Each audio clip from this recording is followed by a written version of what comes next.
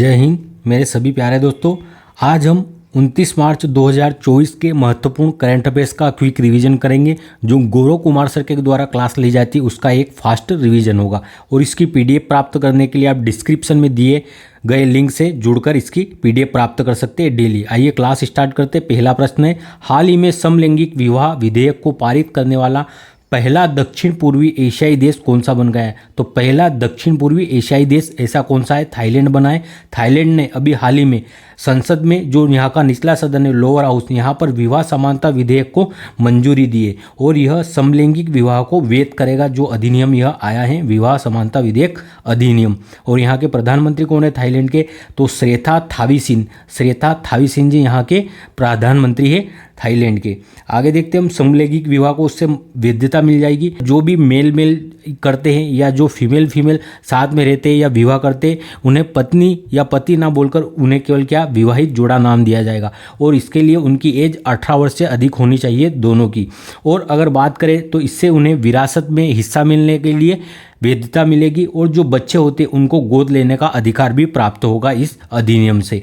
और यह एशिया का ऐसा करने वाला तीसरा देश है। अगर दक्षिण पूर्व एशिया का बात करें तो पहला देश होगा और यह एशिया का ऐसा तीसरा देश है। इससे पहले ताइवान भी मंजूरी दे चुका है समलैंगिक विवाह को और नेपाल ने भी मंजूरी दी। और तीसरा एशिया का कौन सा देश बन गया है? थाईलैंड।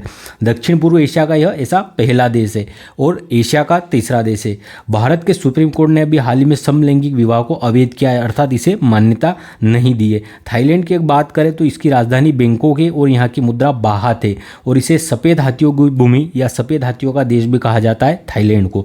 ललन टॉप प्रश्न देखते हैं, गर्भपात को संवैधानिक अधिकार बनाने वाला विश्व का पहला देश कौन सा है? फ्रांस है। और फ्रांस के द्वारा ही तो यह प्रथम ऐसा यूरोपीय देश है जिसने भारत के यूपीआई को अपनाया है और इसने ही शेंगेन जो डिजिटल वीज़ा है, शेंगेन वीज़ा, वह जारी किया है। और यहाँ पर ही जो पेरिस में 2024 के ओलंपिक होने वाले हैं फ्रांस में, सुप्रीम कोर्ट ने समलैंगिकता को अपराध की श्रेणी से बाहर कब किया है? तो यह नवतेज कौर का जो केस था, इस केस में समलैंगिकता को अपराध की श्रेणी से बाहर किया था और आईपीसी की धारा जो 377 थी इसे निरस्त कर दिया था इस केस में। आसियान 1967 में इसकी स्थापना हुई बैंकॉक घोषणा पत्र के द्वारा और इसका मुख्यालय कहाँ पर? तो जकार्ता इंडोनेशिया में इसका मुख्यालय है आसियान का। और इसका अभी हाल ही में 11वां सदस्य कौन बना है? तिमोर इसका 11वां सदस्य बना है और कुल सदस्य देश इसमें 11 हैं।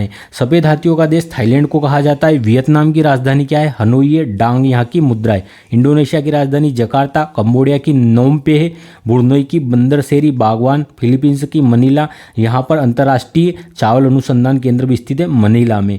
मलेशिया कुआलालंपुर इसकी राजधानी है। रिंगिट इसकी मुद्रा है। म्यांमार की नापिता इसकी राजधानी और क्यात यहाँ की मुद्रा है। हम आगे देखते। और अगर आप इसकी पीडीएफ प्राप्त करना चाहते हैं, आपको अन्य कंटेंट जैसे एमसीक्यू भी मिलेंगे यहाँ पर जीके जीएस के, तो आप इस ग्रुप से जुड़कर करंट अफेयर्स की डेली पीडीएफ प्राप्त कर सकते हैं। तो आइए हम अगला प्रश्न देखते हैं। हाल ही में पहला परमाणु ऊर्जा शिखर सम्मेलन कहाँ आयोजित हुआ है? तो पहला परमाणु ऊर्जा शिखर सम्मेलन ब्रुसेल्स बेल्जियम में आयोजित हुआ है। परमाणु ऊर्जा पर शिखर सम्मेलन फर्स्ट बार आयोजित हुआ है ब्रुसेल्स बेल्जियम में।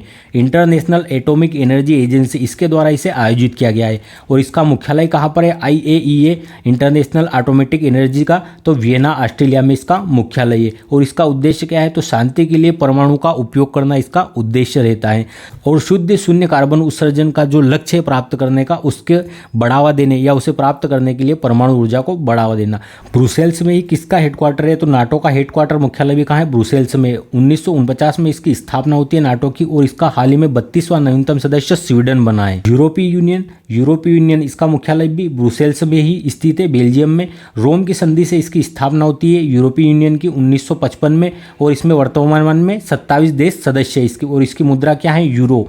और यूरो को अपनाने वाला अभी हाल ही में नवीनतम 20वां देश कौन सा बना है? तो क्रोएशिया ने अपनाया है यूरो मुद्रा को। मॉन्ट्रियल यह कनाडा में स्थित शहर है और यहीं पर 16 सितंबर 1987 को ओजोन परत के संरक्षण के लिए मॉन्ट्रियल प्रोटोकॉल हुआ था। वाशिंगटन डीसी यह यूएसए की राजधानी है और यहाँ पर IMF और वर्ल्ड बैंक इन दोनों का मुख्यालय है। वियना में ओपेक का मुख्यालय है। कहाँ पर? ओपेक का मुख्यालय कहाँ पर है? वियना में। और 1960 में इसकी स्थापना होती है ओपेक की। यह पेट्रोलियम उत्पादक जो देश है उनका संगठन है। लल्लन टॉप प्रश्न है, कृत्रिम बुद्धिमत्ता पर विश्व में फर्स्ट सुरक्षा सम्मेलन कहाँ पर हुआ है? कृत्रिम बुद्धिमत्ता पर तो ब्लेचले में हुआ है, और इसे ब्लेचले घोषणा पत्र के नाम से भी जाना जाता है। और यह यूके कहाँ पर हुआ है? ब्रिटेन में। तीसरा लोकतंत्र शिखर सम्मेलन अभी हाल ही में कहाँ है? साउथ कोरिया में हुआ है लोकतंत्र पर तीसरा शिखर सम्मेलन। ओपेक का मुख्यालय कहाँ पर है? वियना में। इसकी स्थापना 1960 में बगदाद में होती है, और वर्तमान में 12 सदस्य इसके देश है, और अंगोला इससे अभी हाल ही में बाहर हुआ है ओपेक से। परमाणु बम के जनक कौन है? तो जो ओपेनहाइमर है यह परमाणु बम के जनक है, और अभी हाल ही में ओपेनहाइमर फिल्म को ही ऑस्कर अवार्ड दिया गया है। और इसके निर्देशक कौन है? तो क्रिस्टोफर नोलन इसके निर्देशक है ओपेनहाइमर फिल्म के। एनएम नॉन अलाइंड मूवमेंट अर्थात जो गुट निरपेक्ष आंदोलन है, इसका सम्मेलन अभी हाल ही में कहाँ पर? कंपाला में हुआ है, जो युगांडा की राजधानी कंपाला है यहाँ पर। अगला प्रश्न है हमारा, हाल ही में अंतर्राष्ट्रीय फुटबॉल में 150 मैच खेलने की उपलब्धि हासिल करने वाले पहले भारतीय खिलाड़ी कौन है? तो यह सुनील छेत्री जी है, जिन्होंने 150 मैच से ज़्यादा खेले अंतर्राष्ट्रीय। सुनील छेत्री इन्होंने 150 से ज़्यादा अंतर्राष्ट्रीय मैच खेले, और यह ऐसा करने वाले पहले फुटबॉल के खिलाड़ी है भारतीय, और विश्व में यह 8वें खिलाड़ी हैं ऐसा करने वाले। 150वां जो मैच था इन्होंने किसके विरुद्ध खेला है? तो अफगानिस्तान के विरुद्ध खेला है, और इसमें भारत की हार हुई थी और अफगानिस्तान विजय हुआ था। विश्व में सर्वाधिक किसने मैच खेले अंतर्राष्ट्रीय? तो रोनाल्डो ने खेले, जो कि पुर्तगाल के खिलाड़ी है, और इन्होंने 205 मैच खेले। और गोल करने में सबसे ज़्यादा गोल किसके हैं विश्व में फुटबॉल में? तो यह रोनाल्डो के ही हैं, और सेकंड नंबर पे है लियोनेल मेसी, और तीसरे नंबर पे कौन है? सुनील छेत्री है भारत के, जिनके 94 गोल है कुल। अगर बात करें नेट जीरो कार्बन अमिशन का भारत का लक्ष्य कब तक हासिल करने का है? तो 2070 तक भारत का लक्ष्य है। संतोष ट्रॉफी का आयोजन अभी कहाँ पर हुआ है? तो अरुणाचल प्रदेश में हुआ है। और जो डूरंड कप है यह भी किससे संबंधित है? फुटबॉल से संबंधित है, और ये एशिया का सबसे पुराना फुटबॉल टूर्नामेंट है Durand cup. Rovers cup, Subroto cup, यह भी किसके? फुटबॉल के ही कप है, रोवर्स कप और सुब्रोतो कप। भूटिया और लेप्चा जनजाति कहाँ पर निवास करती है? यह सिक्किम में निवास करती है। और फर्स्ट फीफा वर्ल्ड कप का विजेता कौन रहा था? तो इसका विजेता रहा था उरुग्वे, और इसका आयोजन भी कहां पर हुआ था? जो उरुग्वे की राजधानी मोंटेविडियो यहां पर आयोजित हुआ था फीफा का पहला वर्ल्ड कप। और 2022 में फीफा वर्ल्ड कप कहां? कतर दोहा में हुआ था, जहां पर विजय कौन रहा था? अर्जेंटीना। और किसे पराजय किया था? तो फ्रांस को पराजय करके अर्जेंटीना ने जीता था। अगला प्रश्न है, हाल ही में फार्मास्यूटिकल कंपनी अकुम्स द्वारा लॉन्च पहला स्वदेशी हाइड्रोक्सी यूरिया ओरल सस्पेंशन का संबंध किससे है? तो इसका संबंध सिकल सेल से है, अर्थात ये सिकल सेल की क्या है? दवाई है। अभी कंपनी है अकुम्स कंपनी, यह फार्मास्यूटिकल कंपनी है अकुम्स कंपनी, जिसने सिकल सेल एनीमिया के मेडिसिन का निर्माण किया है। और अधिकतर सिकल सेल जो एनीमिया है किस में होता है? तो यह बच्चों में होता है, और इसके उपचार के लिए इसने अभी हाल ही में अकुम्स कंपनी ने सफलता हासिल की है। और हाइड्रोक्सिया यूरिया ओरल सस्पेंस इस दवाई का निर्माण किया है। यह एक स्वदेशी दवाई है, अर्थात यह भारत की स्वदेशी दवाई है, और इसकी कीमत भी कम है। जो विदेशों से हम इसकी दवाई मंगाते हैं सिकल सेल एनीमिया की, तो यह इसकी लागत अधिक पड़ती है, और इसे रखने के लिए भी विशेष सुविधा की आवश्यकता होती है। लेकिन जो ये स्वदेशी वैक्सीन है इसे हम कमरे के ताप पर भी सुरक्षित रख सकते हैं। SSD अर्थात सिकल सेल रोग, यह एनीमिया होता है एक तरह का, जिसमें रक्त की कमी होती है। सिकल सेल जो रोग है यह एक अनुवांशिक रोग है, इसमें रक्त विकार होता है, और अधिकतर जो जनजाति समूह होते हैं उनमें सिकल सेल रोग देखा जाता है। और इसमें जो RCB होती है उसका आकार हंसिए के आकार का हो जाए, अर्थात जो RCB होती है उसका आकार ऐसे हंसिए के आकार का हो जाता है। 2047 तक भारत का सिकल सेल उन्मूलन का लक्ष्य है। Ads acquired immuno deficiency virus, यह किसके द्वारा होता है? यह HIV के द्वारा होता है। जो HIV वायरस है उससे होता है एड्स, और इसके लिए कौन सा टेस्ट होता है? तो एलिजा टेस्ट होता है एड्स के लिए, और 1 दिसंबर को विश्व एड्स दिवस मनाया जाता है। यूरिया का अगर सूत्र देखें तो NH2CO NH2 इसका सूत्र है, और प्रयोगशाला में निर्मित पहला कार्बनिक यौगिक कौन था? यूरिया ही था। होविश्योर वैक्सीन, यह किसकी? हेपेटाइटिस A की वैक्सीन है, जिसे लीवर इसमें प्रभावित होता है, अर्थात लीवर में सूजन आ जाती है हेपेटाइटिस ए रोग में। और होविश्योर इसकी वैक्सीन है पहली। सर्वावेक्स यह किसकी वैक्सीन है, तो सीरम इंस्टीट्यूट के द्वारा निर्मित की गई है, जो पुणे में स्थित है सीरम इंस्टीट्यूट, उसके द्वारा सर्वावेक्स वैक्सीन को विकसित किया गया है। और यह सर्वाइकल कैंसर जो गर्भाशय कैंसर है उसकी वैक्सीन है। और किसके कारण होता है यह, तो HPV जो ह्यूमन पोपिलेना वायरस है इसके कारण होता है सर्वाइकल कैंसर। शाही रोग, इसे हीमोफीलिया को शाही रोग कहा जाता है। और इसमें रक्त का थक्का नहीं जमता है, अर्थात किसी व्यक्ति को चोट लगती है तो उसका रक्त का थक्का नहीं जमता है। और रक्त के थक्के के लिए जो प्लेटलेट्स है हमारी ये उत्तरदायी रहती है, और जो विटामिन के है यह उत्तरदायी होता है रक्त का थक्का जमने के लिए। सिकल सेल एनीमिया का उन्मूलन का लक्ष्य भारत का 2047 तक का है। अगला प्रश्न है, हाल ही में इंडियन प्रीमियर लीग में इतिहास का अब तक का सर्वोच्च स्कोर किसने बनाया है, तो यह सनराइजर हैदराबाद ने बनाया है। अभी इंडियन प्रीमियर लीग IPL का सर्वोच्च स्कोर IPL 2024 यह कौन से नंबर का संस्करण है, 70वें नंबर का संस्करण है। और अभी मुंबई इंडियन और सनराइज हैदराबाद के मध्य जो मैच हुआ था उसमें सनराइजर हैदराबाद विजेता रही थी। और यहाँ पर कुछ रिकॉर्ड बने हैं इस मैच में, अर्थात जो सनराइजर हैदराबाद है इसने कुल 277 रन बनाए थे, जो कि IPL के इतिहास में सर्वोच्च स्कोर है।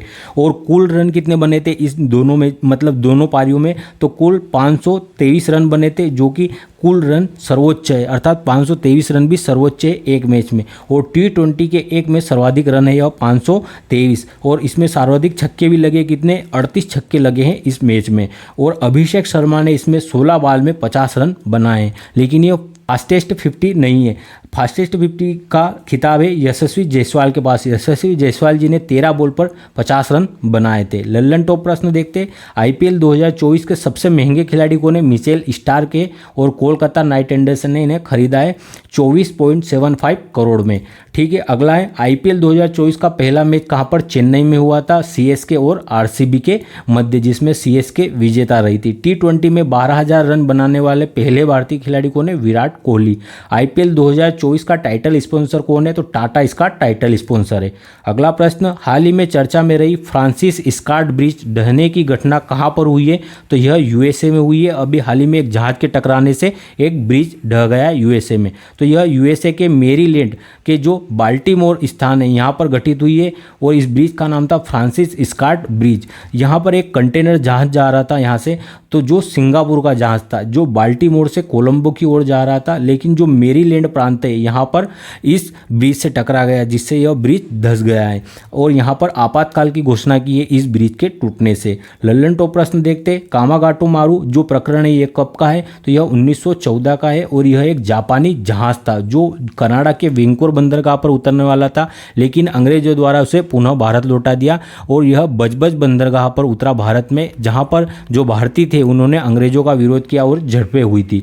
अगला है कैक्टस अभ्यास। कैक्टस युद्धाभ्यास अभी हाल ही में भारत और सेशेल्स के मध्य हुआ है, कहाँ पर, सेशेल्स में। और जो INS तीर है इसने भाग लिया था कटलेस युद्धाभ्यास में। INS जटायु ये कहाँ से लॉन्च हुआ है, लक्षद्वीप से। अमेरिका के किस प्रांत ने अभी हाल ही में हिंदू फोबिया के खिलाफ बिल पारित किया है, तो जो जॉर्जिया प्रांत है इसने अभी हिंदू फोबिया के खिलाफ बिल पारित किया है। अगला प्रश्न है, हाल ही में राष्ट्रीय जांच एजेंसी NIA का महानिदेशक किसे नियुक्त किया गया है, तो सदानंद वसंत जी को नियुक्त किया गया है NIA का अध्यक्ष या प्रमुख। अभी हाल ही में नेशनल इन्वेस्टिगेशन एजेंसी, राष्ट्रीय जांच एजेंसी, इसका DG या प्रमुख अभी हाल ही में सदानंद वसंत जी को नियुक्त किया गया है। और इन्होंने किसे रिप्लेस किया है, तो दिनकर जी को रिप्लेस करके इन्हें बनाया गया है। और इसकी स्थापना कब हुई थी NIA की, तो 2008 में, जब 2008 में भारत में आतंकी हमला हुआ था उसके बाद इसकी स्थापना हुई थी। और यह आतंकवादी गतिविधियों को रोकने के लिए इसे स्थापित किया गया था। और अभी हाल ही में इसके लिए एक ऐप लॉन्च किया है अमित शाह जी द्वारा, तो संकलन ऐप लॉन्च किया है NIA के लिए। और अभी हाल ही में ही NDRF जो राष्ट्रीय आपदा प्रतिक्रिया बल है इसके भी प्रमुख को नियुक्त किया गया है। और इसके प्रमुख कौन बने, पीयूष आनंद जी को बनाया गया है। और इसकी स्थापना कब होती है NDRF की, तो 2005 में इसे स्थापित किया जाता है। ऋतुराज अवस्थी अभी हाल ही में जो लोकपाल संस्था है हमारी, इसमें न्यायिक सदस्य के रूप में नियुक्त हुए हैं। और लोकपाल जो है हमारी संस्था, इसके अध्यक्ष कौन बने अभी हाल ही में, तो अजय माणिक राव जी इसके अध्यक्ष बनाए गए। नवनीत कुमार सहगल यह प्रसार भारती के प्रमुख बने हैं अभी। अनिल लाहोटी जी यह ट्राई के अभी प्रमुख बने गए, telecom regulatory authority of India. और किस एक्ट से? 1997 के एक्ट से इसे स्थापित किया था। किशोर मकवाना यह अनुसूचित जाति आयोग के अभी अध्यक्ष बने, जो आर्टिकल 338 के तहत एक संवैधानिक आयोग है। अर्जुन मेघवाल जी यह वर्तमान में विधि मंत्री है, और जो नारी वंदन अधिनियम प्रस्तुत हुआ था वह इन्हीं के द्वारा प्रस्तुत किया गया था, और इसके लिए कौन सा 106वां संविधान संशोधन हुआ है। 16वें वित्त आयोग के अध्यक्ष अभी हाल ही में अरविंद पनगड़िया जी को बनाया गया है। अगला प्रश्न है, अंतर्राष्ट्रीय श्रम संगठन की भारत रोजगार रिपोर्ट 2024 के अनुसार भारत में कितने प्रतिशत शिक्षित बेरोजगार युवा है? तो 65.7% भारत में शिक्षित बेरोजगारी है। अंतर्राष्ट्रीय श्रम संगठन इंटरनेशनल लेबर ऑर्गेनाइजेशन, इसका मुख्यालय कहाँ? जिनेवा स्विट्जरलैंड में, और 1919 में इसकी स्थापना होती है। और इसने अभी हाल ही में भारत रोजगार रिपोर्ट 2024 जारी की है, जिसमें कहा गया है कि 2022 में भारत में बेरोजगारी कितनी थी? तो युवा बेरोजगारी सर्वाधिक थी, जो कि 82.9% बेरोजगारी थी भारत में 2022 में। और शिक्षित बेरोजगारी इसमें कितनी है? तो 65.7% क्या है शिक्षित बेरोजगारी। जो हमारा सांख्यिकी लाभांश है, इसका कुल सांख्यिकी लाभांश कुल युवा कार्यबल का 75% ऐसा है कि जिसके पास कोई भी स्किल नहीं है, और इसमें से 60% ऐसा है जिसे ईमेल तक भी भेजना नहीं आता है, अर्थात वो शिक्षित तो है लेकिन उनके पास कोई स्किल नहीं है। ऐसा 75% हमारा युवा कार्यबल है, और 60% ऐसा है जिसे ईमेल तक भी भेजना नहीं आता है। और महिलाओं में जो श्रम बल की भागीदारी है वह भी न्यूनतम है भारत में। और जो ILO जो इसके द्वारा रिपोर्ट जारी की गई है, इसे भारत में किसने प्रस्तुत किया है? तो जो भारत के मुख्य आर्थिक सलाहकार है, इन्होंने प्रस्तुत किया है भारत में। और कौन है वर्तमान में? अनंत नागेश्वर जी हमारे मुख्य आर्थिक सलाहकार है। अगला प्रश्न है, हाल ही में चर्चा में रहे सी विजिल ऐप का संबंध किससे है? तो भारतीय चुनाव आयोग से इसका संबंध है सी विजिल ऐप का। सी विजिल ऐप यह इलेक्शन कमीशन ऑफ इंडिया की, भारतीय निर्वाचन आयोग की, और भारतीय निर्वाचन आयोग 3 सदस्यीय, जिसमें मुख्य निर्वाचन आयुक्त 1 और 2 अन्य निर्वाचन आयुक्त होते हैं। और वर्तमान में राजीव कुमार जी मुख्य निर्वाचन आयुक्त है। इसकी स्थापना 25 जनवरी 1950 को होती है। आर्टिकल 324 में इसका उल्लेख है, और भाग 15 में इसका वर्णन है। अभी हाल ही में इसने लोकसभा के चुनाव की घोषणा 7 चरणों में होने की है, और इसके चुनाव घोषणा से आचार संहिता लागू हो गई है। जो प्रत्याशी है जो धन और बल का उपयोग करते हैं, उनके खिलाफ आप कंप्लेन दर्ज करवा सकते हैं। इसके लिए इन्होंने अभी सी विजिल ऐप को लॉन्च किया है, और इसमें 100 मिनट के अंदर एक्शन लिया जाएगा। जो आप भी फोटो अपलोड करेंगे, अगर आप कोई धन या बल का प्रयोग करते हुए किसी भी आपके प्रत्याशी को पाते हैं, तो उसकी फ़ोटो लेकर आप यहाँ अपलोड कर सकते हो, जिस पर 100 मिनट में निर्वाचन आयोग जो एक्शन लेगा। सक्षम ऐप, इनको रेप और नो यूवर कैंडिडेट ऐप, यह तीनों ऐप भी किसके द्वारा लॉन्च किए गए हैं? तो यह भी निर्वाचन आयोग ने लॉन्च किए। सक्षम ऐप, इनको रेप और नो यूवर कैंडिडेट ऐप। जो सक्षम ऐप है यह दिव्यांगजनों के लिए लागू किया गया है, अर्थात यह घर बैठे ही इससे वोट कर सकते हैं। ई साक्षी ऐप यह MP लेट्स के लिए जारी किया गया है, अर्थात जो member of parliament local area development programme है इसके लिए। अगला प्रश्न है हमारा, हाल ही में दिवंगत स्वामी स्मरणानंद का संबंध किससे है? तो इनका संबंध है रामकृष्ण मिशन से। अभी हाल ही में स्वामी स्मरणानंद इनका निधन हो गया है। रामकृष्ण मिशन के यह अध्यक्ष थे, इनका निधन हुआ है अभी हाल ही में। और इसकी स्थापना किसने की थी रामकृष्ण मिशन की? तो स्वामी विवेकानंद के द्वारा 1897 में इसकी स्थापना की गई थी, और इसका मुख्यालय वेलूर मठ पश्चिम बंगाल में। और यह किस सिद्धांत पर कार्य करते हैं? जो रामकृष्ण मिशन है द्वैत वेदांत पर यह कार्य करते हैं, और इन्होंने 4 योग बताए हैं, कर्म योग, ज्ञान योग, भक्ति योग और राजयोग। इन्होंने 4 योग बताए हैं। अगला है हमारा, सत्यार्थ प्रकाश पुस्तक के लेखक कौन है? तो स्वामी दयानंद सरस्वती इसके लेखक है, और 1875 में इनके द्वारा आर्य समाज की स्थापना की गई थी दयानंद सरस्वती के द्वारा। और वेदों की ओर लौटो का नारा भी इन्हीं का है। संवाद कौमुदी पत्रिका यह किसकी है? तो यह राजा राममोहन राय जी की है। और जो मीरात उल अखबार पत्रिका है वह भी किसकी है? राजा राममोहन राय की है। प्रबुद्ध भारत पत्रिका स्वामी विवेकानंद की है। राजा राममोहन राय को राजा की उपाधि अकबर द्वितीय के द्वारा दी गई थी, और इन्होंने अपना केस लड़ने के लिए इन्हें ब्रिस्टल ब्रिटेन में भेजा था, जहां पर राजा राममोहन राय की मृत्यु हो गई थी। और भारतीय पुनर्जागरण का पिता भी राजा राममोहन राय को ही कहा जाता है। आगे हम देखते हैं 11वां, सऊदी अरब पहली बार मिस यूनिवर्स प्रतियोगिता में करेगा भागीदारी। कौन? सऊदी अरब। और अगर दोस्तों आपको ये वीडियो अच्छा लगा हो और आपके टाइम की अगर बचत करता हो और फास्ट रिवीजन के लिए आपके लिए हेल्पफुल हो, तो आप जरूर चैनल को सब्सक्राइब करें। और आप इसकी PDF प्राप्त करने के लिए डिस्क्रिप्शन में दिए लिंक से भी जुड़कर डेली PDF भी इसकी प्राप्त कर सकते हैं। अब हम कल के प्रश्नों का रिवीजन कर लेते हैं। ब्रांड फाइनेंस 2024 रिपोर्ट के अनुसार दुनिया का सबसे मजबूत बीमा ब्रांड कौन सा है? LIC है। चर्चा में रहे POEM थर्ड मिशन का संबंध किससे, तो इसरो से इसका संबंध है। लोकतंत्र के लिए तीसरा शिखर सम्मेलन कहाँ आयोजित हुआ है, तो दक्षिण कोरिया में इसका आयोजन हुआ है। दो प्राचीन स्टार स्ट्रीम शिव और शक्ति की खोज किसने की है, तो गेया दूरबीन के द्वारा खोज हुई है। सेनेगल का नया राष्ट्रपति किसे नामित किया गया है, तो बिस्सिरो डिया माए को नियुक्त किया है। चीन में स्थित विश्व बिलियर्ड्स संग्रहालय में किसे बिलियर्ड्स हॉल ऑफ फेम में शामिल किया गया है, पंकज आडवाणी जी को। स्वाइन फीवर वैक्सीन के निर्माण में किसने सफलता प्राप्त की, IIT गुवाहाटी के द्वारा। एवरीडे बैटरी ने किसे अपना ब्रांड एम्बेसडर नियुक्त किया है, नीरज चोपड़ा जी को। उच्च न्यायालय ने मदरसा शिक्षा अधिनियम 2004 को असंवैधानिक घोषित किया है, किस उच्च न्यायालय ने, तो इलाहाबाद उच्च न्यायालय ने। ऑनलाइन लर्निंग प्लेटफॉर्म शिक्षा सुधार करने को किसने लॉन्च किया है, शिक्षा सुधार किसने लॉन्च किया है प्लेटफॉर्म, तो यह गुजरात के द्वारा लॉन्च किया गया है। धन्यवाद, जय हिंद दोस्तों, मिलते हैं जल्दी ही अगले वीडियो में।